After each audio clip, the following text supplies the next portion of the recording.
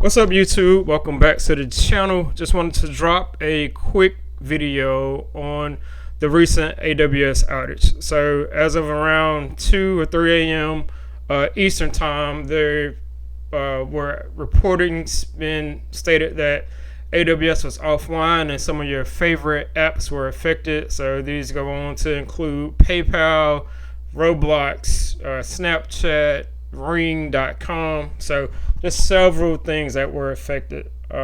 From doing some research early, it looks like they have identified the source. They're not saying it's a bad actor, but they're saying it's a potential DNS issue that caused the outage. So that's kind of interesting. So basically, either two things happen. Someone misconfigured the DNS setting and they didn't properly test it, or this could be a result of AI generated code and they just pushed it to production, which again could be due to improper or invalid testing.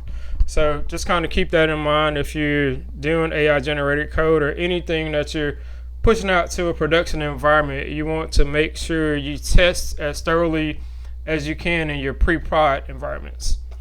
So more to come on that, but also wanted to, a lot of people may not be aware of this, but AWS also offers a link to health.aws.amazon.com, and this will give you basically any reported outages on the AWS platform.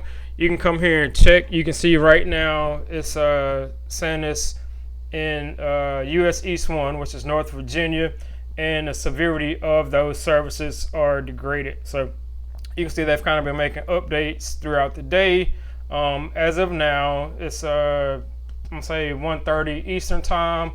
Have about roughly 100 services impacted, and about 26 have been resolved. So everything in this list here has the potential to still be impacted, especially if you are running in US East 1. So at any rate, we'll keep you posted on this, probably update later on today, but just wanted to drop a quick